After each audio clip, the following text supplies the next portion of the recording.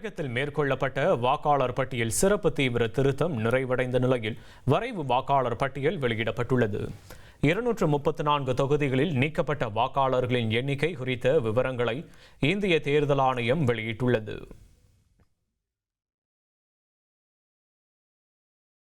தமிழகத்தில் சிறப்பு தீவிர திருத்தத்திற்கு பின் 5,43,76,775 வாக்காளர்கள் உள்ளதாக தலைமை தேர்தல் அதிகாரி அர்ச்சனா பட்நாயக் தெரிவித்துள்ளார். தமிழகத்தில் பெண் வாக்காளர்கள் 2,77,06,332 பேரும், ஆண் வாக்காளர்கள் 2,66,63,233 பேரும், மூன்றாம் பாலினத்தவர்கள் 7,191 பேரும் உள்ளதாக அறிவிக்கப்பட்டுள்ளது.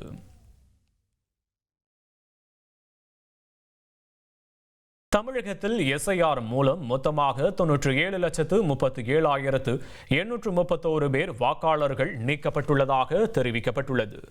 வரைவு வாக்காளர் பட்டியலில் பெயர் இல்லாதவர்கள் இணையதளம் மற்றும் 2 வாரங்கள் நடைபெறும் சிறப்பு முகாம்கள் மூலம் மீண்டும் விண்ணப்பிக்கலாம் என தேர்தல் ஆணையம் தெரிவித்துள்ளது.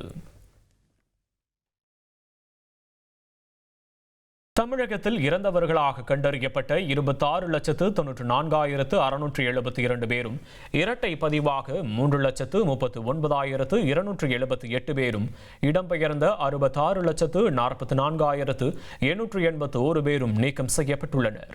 தமிழகத்தில் சோழிங்கநல்லூர், பல்லாவரம், ஆலந்தூர் தொகுதிகளில் அதிகபட்சமாக வாக்காளர்கள் நீக்கப்பட்டுள்ளதாக அறிவிக்கப்பட்டுள்ளது. தமிழ்நாட்டிலேயே அதிகபட்சமாக சென்னையில் 14,25,018 வாக்காளர்கள் நீக்கம் செய்யப்பட்டுள்ளனர். பெண் வாக்காளர்கள் 13,31,243 பேரும், ஆண் வாக்காளர்கள் 12,47,690 பேரும், மூன்றாம் பாலினத்தவர் 743 பேரும் நீக்கப்பட்டுள்ளனர். வாக்காளர் பட்டியல் சிறப்பு தீவிர திருத்தம் மூலம் சென்னையில் இறந்தவர்களாக கண்டறியப்பட்ட 1,56,555 பேர் நீக்கப்பட்டுள்ளனர். குடிபெயர்ந்தவர்கள் 12,22,164 பேரும், முகவரி இல்லாதவர்கள் 27,328 பேரும் நீக்கப்பட்டுள்ளனர். முதலமைச்சர் மு.க. ஸ்டாலினின் சொந்த தொகுதியான சென்னை குளத்தூரில் 1,03,812 பேர் நீக்கம் செய்யப்பட்டுள்ளனர். துணை முதல்வர் உதயநிதி ஸ்டாலினின் தொகுதியான சேப்பாக்கம் திருவல்லிக்கேணியில் 89,241 வாக்காளர்கள் நீக்கம் செய்யப்பட்டுள்ளனர்.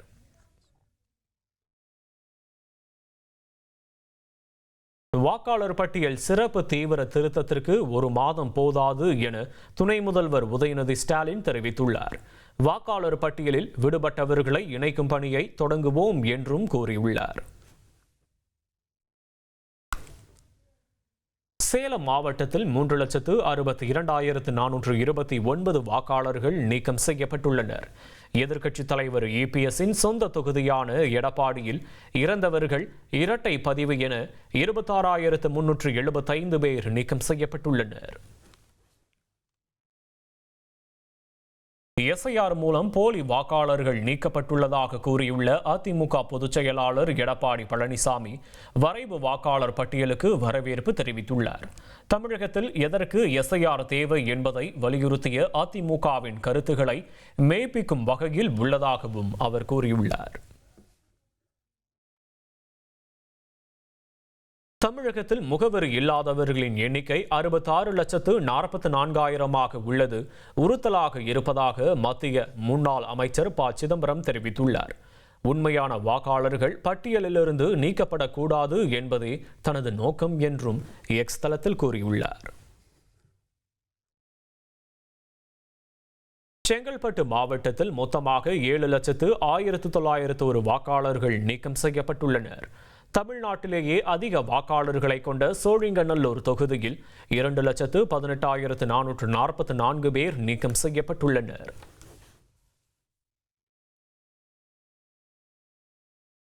இரண்டு நாள் சுற்றுப்பயணமாக முதலமைச்சர் மு.க. ஸ்டாலின் சனிக்கிழமை நெல்லை மாவட்டம் செல்கிறார்.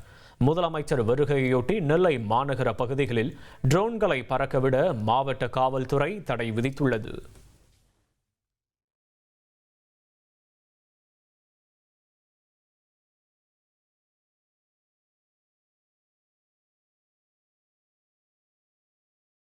ஆபரண தங்கத்தின் விலை சவரனுக்கு ரூபாய் 480 குறைந்துள்ளது. சென்னையில் ஒரு சவரன் ஆபரண தங்கம் 99,040 ரூபாய்க்கு விற்பனை செய்யப்படுகிறது.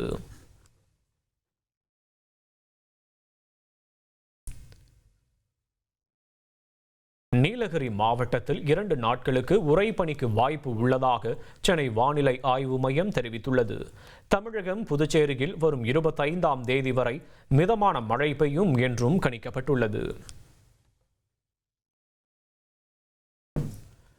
டெல்லியில் உலக சுகாதார நிறுவனத்தின் தென்கிழக்கு ஆசிய அலுவலகம் திறக்கப்பட்டுள்ளது.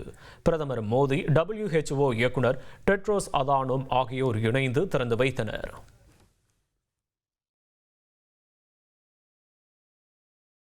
நீதிபதி GR சுவாமிநாதனை பதவி நீக்கம் செய்ய கோரி திமுக சார்பில் மக்களவையில் வழங்கப்பட்ட மனு. திமுகவின் மனு பரிசீலனையில் உள்ளதாக சபாநாயகர் ஓம் பிர்லா தெரிவித்துள்ளார். பணி நிரந்தரம் செய்ய கோரி செவிலியர்கள் 2 நாட்களாக போராட்டம் நடத்தி வருவதன் எதிரொலி தமிழ்நாடு முழுவதும் ஒப்பந்த அடிப்படையில் உள்ள காலி பணியிடங்கள் குறித்து வரும் 22ஆம் தேதிக்குள் சமர்ப்பிக்க மருத்துவத்துறை சேவை இயக்கங்களுக்கு மருத்துவம் மற்றும் ஊரக நலப்பணிகள் இயக்குனர் கடிதம் அனுப்பியுள்ளார். அரசு ஊழியர்கள் மற்றும் ஆசிரியர் சங்க நிர்வாகிகளுடன் வரும் திங்கட்கிழமை அன்று பொதுப்பணி, நிதி மற்றும் பள்ளிக்கல்வித்துறை அமைச்சர்கள் பேச்சுவார்த்தை நடத்துகின்றனர். தமிழ்நாடு அரசு ஊழியர்கள் மற்றும் ஆசிரியர் சங்கங்களின் பல்வேறு கோரிக்கைகள் தொடர்பாக கேட்டறிகின்றனர். பாசன நீர் தேவை அதிகரிப்பை கணக்கில் கொண்டு மேட்டூர் அணையிலிருந்து நீர் திறப்பு உயர்த்தப்பட்டுள்ளது. 9,500 கன அடியிலிருந்து 14,000 கன அடி நீர் திறக்கப்பட்டுள்ளதாக அதிகாரிகள் தெரிவித்துள்ளனர். கடலூர் பன்ருட்டி வாகன சோதனையின் போது காரில் கடத்தி வரப்பட்ட 12 லட்சம் ரூபாய் மதிப்பிலான குட்கா பறிமுதல் செய்யப்பட்டுள்ளது. பெங்களூரிலிருந்து கடத்தி வந்த 2வரை கைது செய்த போலீசார் கடத்தலுக்கு பயன்படுத்தப்பட்ட காரையும் பறிமுதல் செய்து நடவடிக்கை எடுத்துள்ளனர்.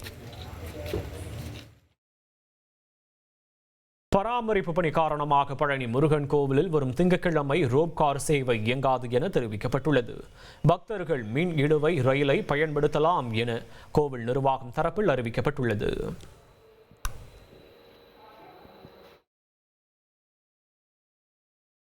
நெல்லை மாவட்டம் ரெட்டியார்பட்டியில் 13 ஏக்கர் பரப்பளவில் 67 கோடியில் அமைக்கப்பட்ட பொருணை அருங்காட்சியகத்தை முதலமைச்சர் மு.க. ஸ்டாலின் சனிக்கிழமை திறந்து வைக்கிறார்.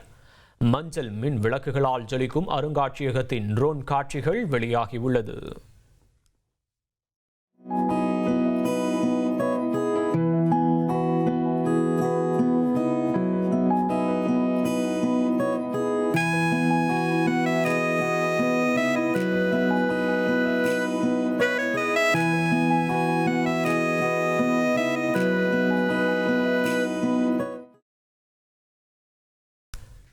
திமுகவை சேர்ந்த 17 பேரின் பட்டியல் கையில் இருப்பதால் யார் உள்ளே யார் வெளியே என்பது விரைவில் தெரியவரும் என பாஜக மாநில தலைவர் நயினார் நாகேந்திரன் தெரிவித்துள்ளார். எத்தனை ஷா வந்தாலும் ஒன்றும் செய்ய முடியாது என்ற முதல்வரின் கருத்திற்கு அவர் சூசகமாக எச்சரிக்கை விடுத்துள்ளார். நாமக்கல் எர்ணாபுரத்தில் உள்ள தனியார் கல்லூரி விடுதியில் பரிமாறப்பட்ட உணவை உட்கொண்ட 12 மாணவர்களுக்கு உடல்நிலை பாதிக்கப்பட்ட சம்பவம். விடுதி உணவகத்தில் காலாவதியான சமையல் பொருட்கள் பறிமுதல் செய்யப்பட்ட நிலையில் கல்லூரி நிர்வாகத்திடம் விளக்கம் கேட்டு உணவு பாதுகாப்பு துறையினர் நோட்டீஸ் அனுப்பியுள்ளனர்.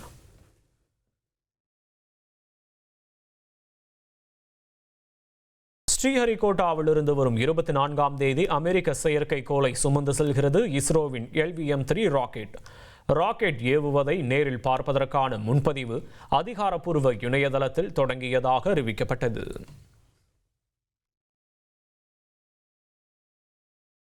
மத்திய பிரதேசம் சத்னா மாவட்ட மருத்துவமனையில் ரத்தம் ஏற்றப்பட்ட 6 குழந்தைகளுக்கு HIV தொற்று ஏற்பட்ட விவகாரம். இதுபோன்ற நிகழ்வுகள் பல்வேறு மாநிலங்களில் நடைபெறுவதாக சுட்டிக்காட்டி அனைத்து மாநில தலைமை செயலர்களும் 4 வாரங்களில் பதிலளிக்குமாறு தேசிய மனித உரிமை ஆணையம் உத்தரவிட்டுள்ளது. காவல் அதிகாரிகள் வீடுகளில் ஆர்டர்லிகள் இல்லை என்பதை ஏற்க முடியவில்லை என சென்னை உயர்நீதிமன்றம் அதிருப்தி தெரிவித்துள்ளது.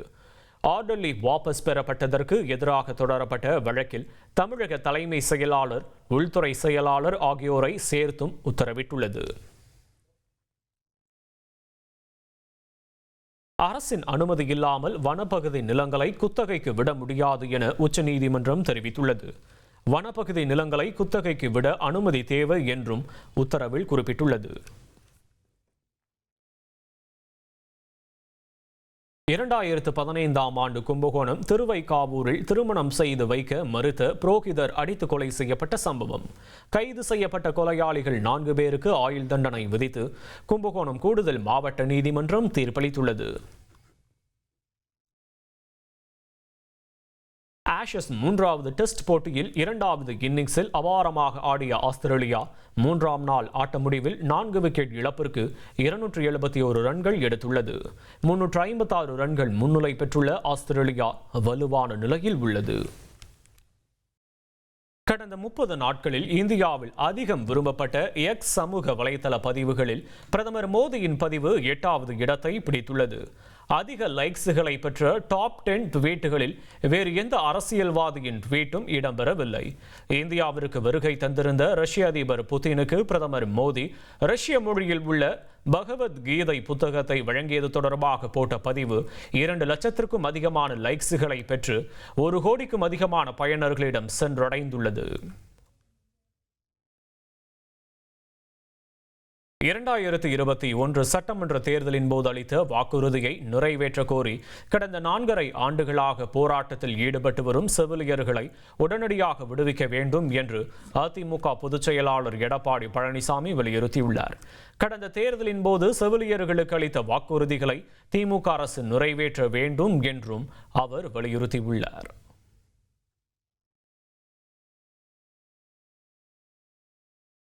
நீதிபதி GR சுவாமிநாதனை பதவி நீக்கம் செய்யும் முயற்சி நீதித்துறை சுதந்திரத்திற்கு அச்சுறுத்தல் என கூறி உயர்நீதிமன்ற மதுரை அமர்வின் இளம் வழக்கறிஞர்கள் சுமார் 300 பேர் குடியரசுத் தலைவருக்கு தனித்தனியாக கடிதம் அனுப்பி வருகின்றனர். அதில் நாடாளுமன்றத்தில் பதவி நீக்க நோட்டீஸ் அளிக்கப்பட்டதை கண்டித்துள்ள வழக்கறிஞர்கள் அரசியலமைப்பை காக்க குடியரசுத் தலைவர் இந்த விவகாரத்தில் தலையிட வேண்டும் என கோரிக்கை வைத்துள்ளனர்.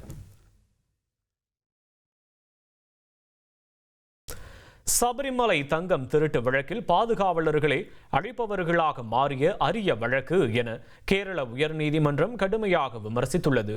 கைது செய்யப்பட்டவர்களின் ஜாமீன் மனு விசாரணையில் இது ஐயப்ப பக்தர்களின் மத உணர்வுகளை புண்படுத்தியதாகவும் தங்கத்தை கையாள்வதில் விதிமுறைகள் மீறப்பட்டதாகவும் முக்கிய குற்றவாளிகளை கைது செய்வதில் மெத்தனம் காட்டப்பட்டதாகவும் நீதிமன்றம் சாடியுள்ளது.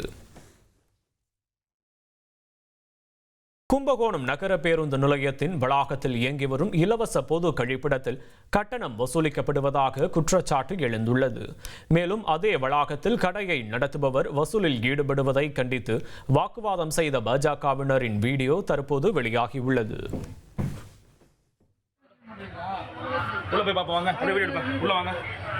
இருங்க, ஒரு நிமிஷம் இருங்கடா, அவங்க சொல்றாங்க, கருத்து கேட்டுக்குவோம். போலீஸுக்கு அவங்க வந்துருக்காங்க, சார் வந்துடுறாங்க, சார் என்ன முடியும், சார் பேசுவாங்க. யார் இங்கே வந்தது? வந்திருக்காரு 5 ரூபா கொடுத்து கூட நல்லா வெளில போட்டுருக்காரு. அப்படிலாம் சொல்ல சார், கொடுத்தா கூட கொடுக்கல போகலாம் அப்படின்னு எதுக்காக வாங்கிக்கிறதா? யாருக்கு மெயின்டெனன்ஸ்ல வாங்கிட்டு விஜயலட்சுமி வராங்க, ஏறி வராங்க, முன்படி ஃப்ரீ டாய்லெட் சொல்லிட்டாங்க. Sir free toilet 100%. இப்போ இமீடியட்டாக இப்போ வெயில் வர சொல்லியிருக்கேன். இப்போ மீடியா வர சொல்லுங்கள். மெயின்டெனன்ஸ்னா உள்ள